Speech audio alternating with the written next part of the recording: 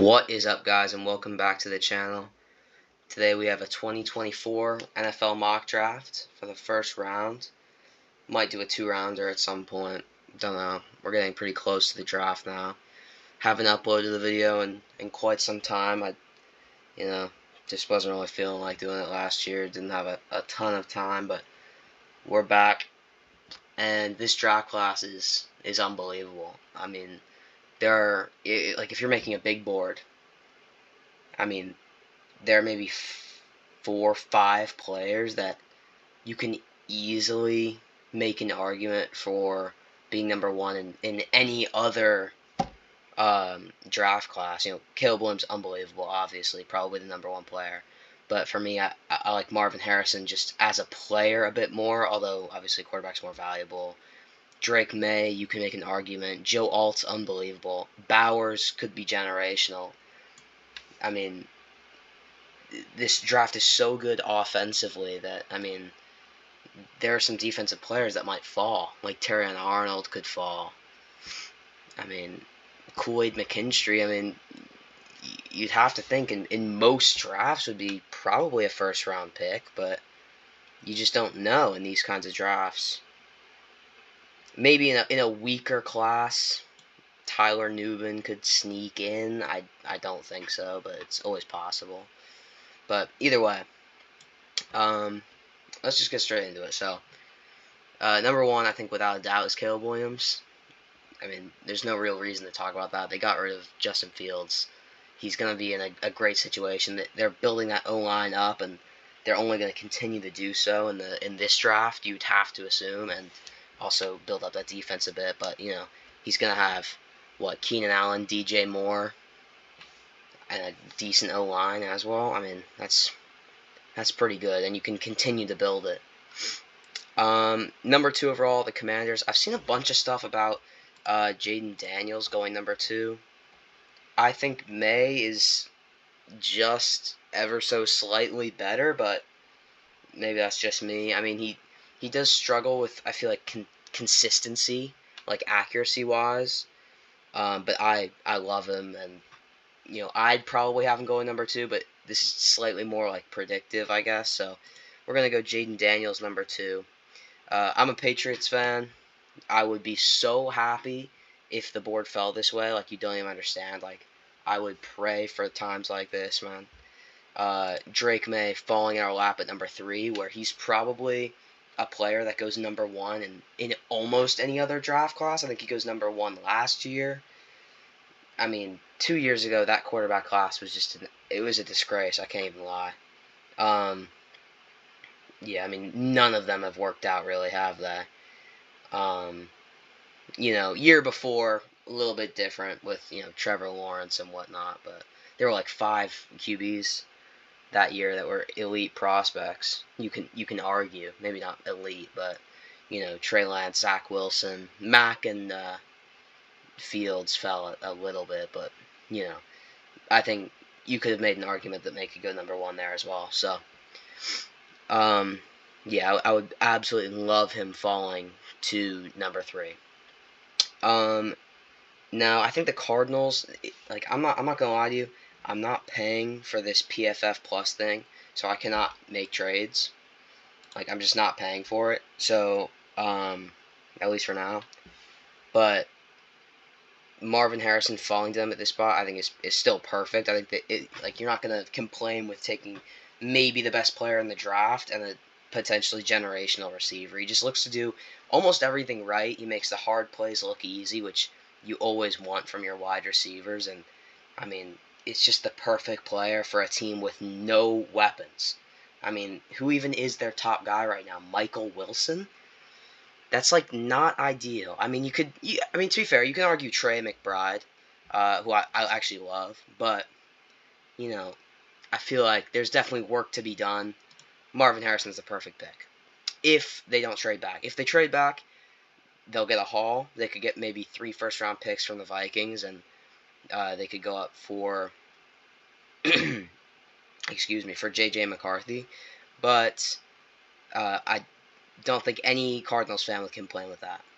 Number 5 is a little bit interesting because I think there's a world where they go Joe Alt. I think there's a world where they go Bowers. I think there's a world where they go Neighbors. You can make an argument for Odunze. And I've even seen a take, which I don't even hate, but I think you'd have to trade back, where I've seen J.C. Latham be mocked to the Chargers. And I'll explain why I don't like it, or why I do like it, sorry. J.C. Latham is naturally a right tackle, and they already have Slater, I believe, on the left.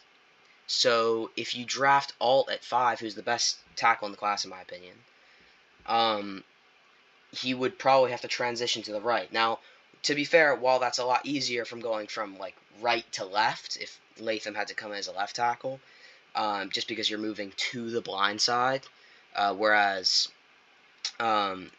Alt would be moving away from the blind side, so it would be easier to settle in. I think that wouldn't stop, like, it's not going to stop the Chargers from taking Joe Alt, but I wouldn't be, like, shocked if on draft day they trade back and they get J.C. Latham. But here, I think because Jim Harbaugh himself might have to play receiver, if they don't draft somebody, I think it has to be Malik Neighbors just because of the separation. Now, there are some apparent, some character concerns, which isn't ideal. You want to hopefully draft Neighbors, who's such a talented player, and just try not to worry about the off-the-field stuff, which is hard to do if there's serious concerns, but I think he's so good, it might even just be worth the risk, even if those concerns were serious, but I don't think they're that serious, right? They're more rumors as of now. So he's going number 5. Number 6, I think the Giants would actually be happy with this. I think they have, a pretty clear shot here at Rome Odunze, who I don't think anyone could go playing with that. I think you can make an argument, like there's a universe where he's the first receiver off the board. I don't think that will happen personally. I don't think many people do. But it wouldn't be impossible. It would not be impossible for him to go as a first receiver if people really like the jump ball ability. The problem is that Harrison has the exact same ability and is probably better separating as well. So I don't know. I think the first receiver will either be Neighbors or Marvin Harrison. But Odunze is such a good player, man. He's such a good player. And that Washington offense was really interesting to watch. And honestly, it'll be interesting next year because they're losing, it feels like, their whole team. Polk, McMillan, Odunze, that's a lot of weapons gone, and you don't forget Michael Penix as well. Lefty is always interesting for a quarterback. Lefty's actually really interesting always because, kind of getting sidetracked here, but, it flips the blindside tackle, so, always interesting. Titans would love this. I think this is Joe Alt without a doubt, without a shadow of a doubt. They desperately need tackle, offensive line. Falcons.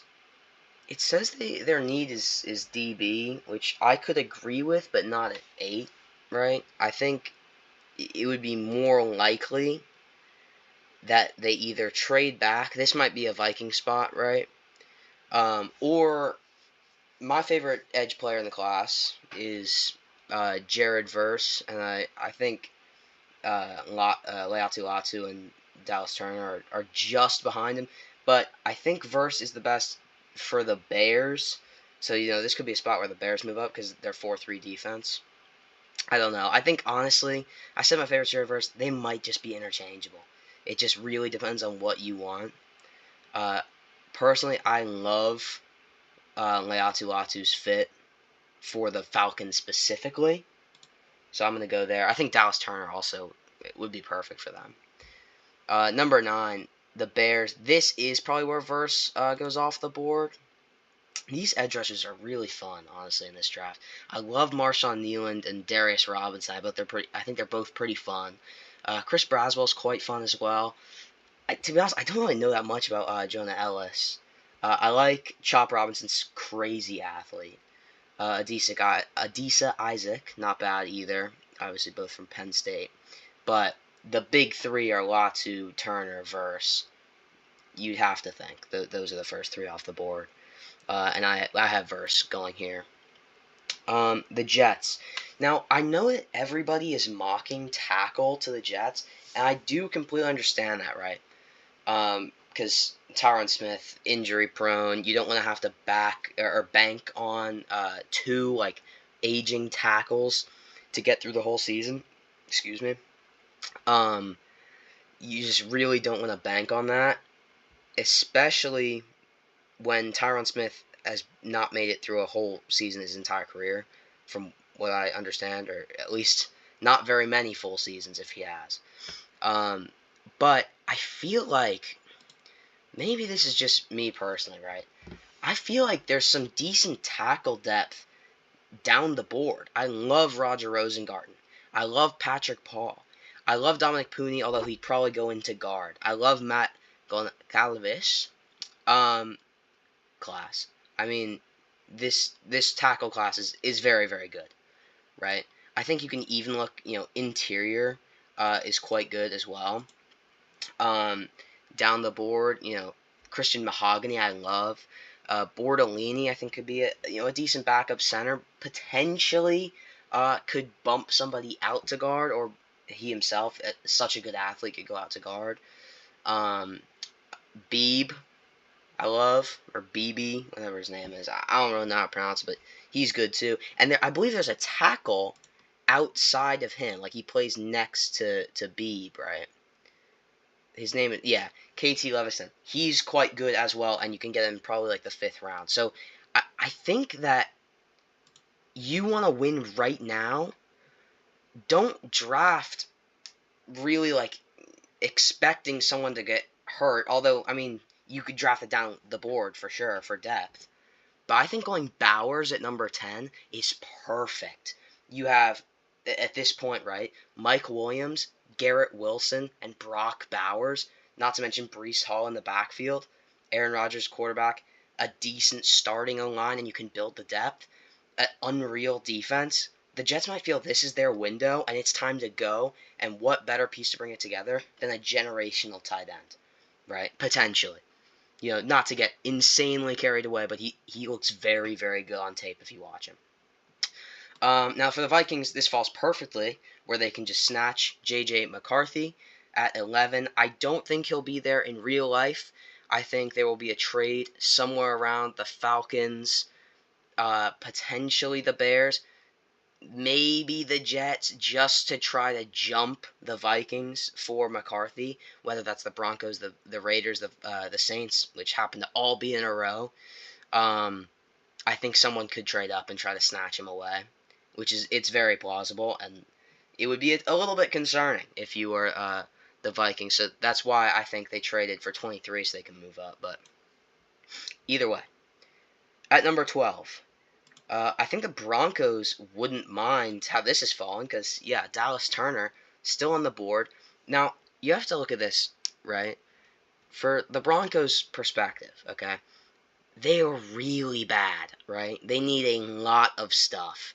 I think if you're going, like, I don't think this is the time where you really risk it all for Bo Nix at 12 or Michael Penix at 12. I think Michael Penix is slightly better. But I just don't think that's what you do. I'm sorry, I don't see it happening. There's just no way. I feel like you go for one of the better players available, build from the trenches, and I know Dallas Turner's kind of, more of like an outside back or whatever, but he's still in the trenches technically, right? Build that up and, ideally you'll be in a good place, but, they're just in such a pickle with quarterback because cutting Wilson. I mean, that trade. It couldn't have gone much worse, really. Could it have? Could have. So, I think you just try to start building in the trenches first. Maybe go tackle later on. This might be a trade back spot, but you also need someone willing to trade up. Maybe if the Saints desperately want to jump the Raiders if they think they're going to take their quarterback, then maybe. But like the Broncos are in a bad spot. Raiders. Raiders are really interesting because they could go quarterback too. And I might have them do that, but I don't know. I feel like probably O-line is smarter. I love Talisa Fuanga. Um, I mean, wow. I mean, this O-line class is really quite good, to be fair. I think they, to be fair, as well, they could also go interior. And a lot of people rank Johnny Newton and Byron Murphy differently. Me personally, I think I'd take Johnny Newton slightly higher, but Byron Murphy's class as well. So we're gonna go Johnny Newton to the Raiders, and you start building something a little bit scary over there on the defensive line. So we move on to the Saints, who this could be quarterback. There's a world where Penix goes, right? I don't think so. In this mock draft world, he's going to make it to the second round. I almost guarantee it if he makes it past his pick. Which, I'm still considering it. But I think this is just where you go offensive line and don't overthink it. Go Talisa Fuanga. He's a great player. You're not going to have any real, concerns with him like you would your other offensive linemen because they're in a, not the greatest spot in the trenches, at least on the offensive side. Now we move to the Colts. I love Cooper DeJean here. I think he's perfect. They just need a defensive back, really. I mean, it says it right here as well. He can play safety. He can play corner. I think he's the type of player where he can do anything that you want him to do, right? If you need some week to guard a slot receiver, he can do it. You need him on the boundary, he can do it. Maybe you want to, cover a running back, right? You can play him at safety, and he can cover the running back, right? I absolutely love Cooper DeJean. He's unbelievable. I think this is Fautanu for sure. Where is he? Here we go. To the Seahawks. They need, offensive line, interior offensive line specifically. And I mean, he's perfect for them. He can slide inside. He can also play on the or not really on the boundary, I guess, but the boundary of the offensive line. Jags, I think, would love this if Quinyon Mitchell fell to them. Now, also an option, which I didn't really talk about for the Seahawks. It's also an option for the Jags. Graham Barton could 100% fit at either team, and I talked myself into taking him right here. Love Graham Barton. He can play center. He can play guard. This could also be the spot, though, for Jackson Powers Johnson. I wouldn't be surprised if he jumped off the board here, but didn't do it here. Byron Murphy, I think, is a perfect fit for the Bengals. I think there's not too much to talk about there. I think he's perfect. They need interior. He's interior. There you go. For the Rams, they'd probably be a tad disappointed that most of the edge rushers are off the board, right? And that both interior defensive linemen are off the board. Their defense is, in a tad of a pickle. Can't lie. With Donald retiring, it's not great. Maybe, you could trade back, take a shot on, or maybe you don't even have to trade back. You could just take a shot on Marshawn Kneeland. I'm staring at him, and it's kind of hard to not take him because I do love him as a player. Chop Robinson I love as well. Maybe not to the Rams, though. Let's settle down, right? This could be a spot, honestly, where, I mean, they just need so many people. I can't even lie. They're not in a great spot. They really aren't. We're going to go Chop Robinson. Get an athlete on the edge. The Rams coaching staff, unbelievable. Unbelievable coaching staff. That team, I feel like almost every year, I don't know why, maybe not every year, right? This most recent year, I kind of thought they'd suck. And they still, pushing for playoffs, man. I mean, every year. Steelers. I mean, and at this point, by the way, the corners are starting to slip a bit. And so this is where I think it's between two players. I think it's between Brian Thomas. You can argue Adonai Mitchell. But I think Brian Thomas is slightly better, especially because there's no real, effort concern there. Quinyon Mitchell, I think, is the other side of it. I think it is a tricky situation. Now, the Steelers have, what was his name? Joey Porter Jr., right? I don't love him as a CB1. I don't. I can't lie. I think he's a great corner. Great potential in the NFL. I don't think he's a CB1. So, me personally, I think Quinyon Mitchell's the pick here. Quinyon Mitchell, bring him in. Unreal athlete. Shut down corner. I think it's a great pairing.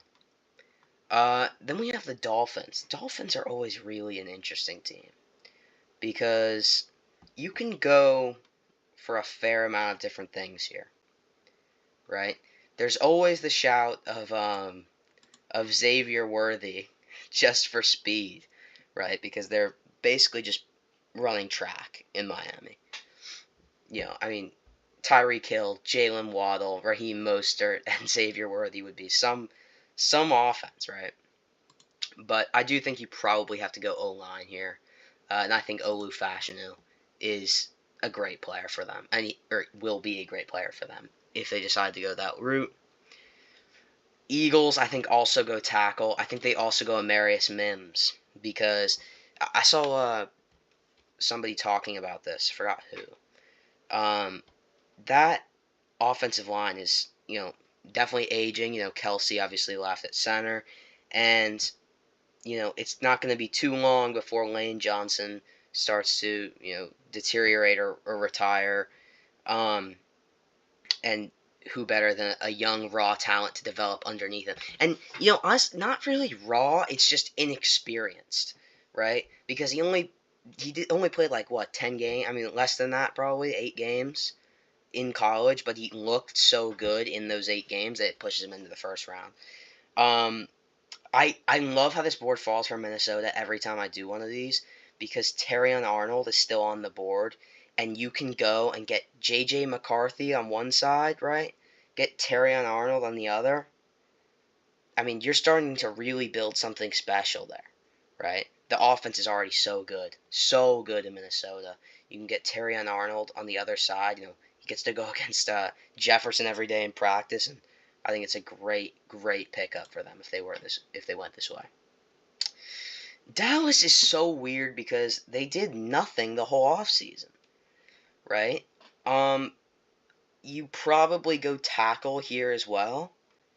I could see. I mean, he's sitting right in front of me, J.C. Latham. I think that would be a great pick for them. I mean, if we just look down the board here, there's just. I like Guyton a bit. The Cowboys are so weird here because they probably draft for value late down the board in this year's class because there's so much value down the board. Where they can get like a running back or something. So where are you? The one I'm trying to talk about. I love Cody Schrader. Love him. Runs kind of like Isaiah Pacheco. If you look into his film, he's like a hard runner. It looks like he's kind of mad at the ground, and he runs. And he also has a cool come-up story as well. And obviously, Cowboys need running back. So I'm just trying to look for things that they could take value down the board. Here, I think J.C. Latham is 100% the pick, though. Green Bay, I think probably corner is the pick, but ideally Cooper DeJean would be here so he can kind of play safety as well, if you know what I mean. But I actually love the idea. I actually just noticed Brian Thomas is still on the board. But I don't know how I let him get this far. I have no idea how I let him get this far, actually. Either way, we'll figure that out later. Yeah. But either way, I like the idea of Darius Robinson. And I think he's just the perfect fit for their defense. And I can't really even explain why. He just kind of reminds me of a player with so much success in that system in Rashawn Gary. I don't even know why he reminds me of him.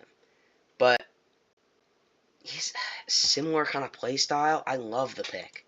I'm going Darius Robinson. Then here we have Tampa. They don't need help at receiver, so Thomas is probably going to fall again. This is probably where a trade comes in. The Bills try to jump anyone else.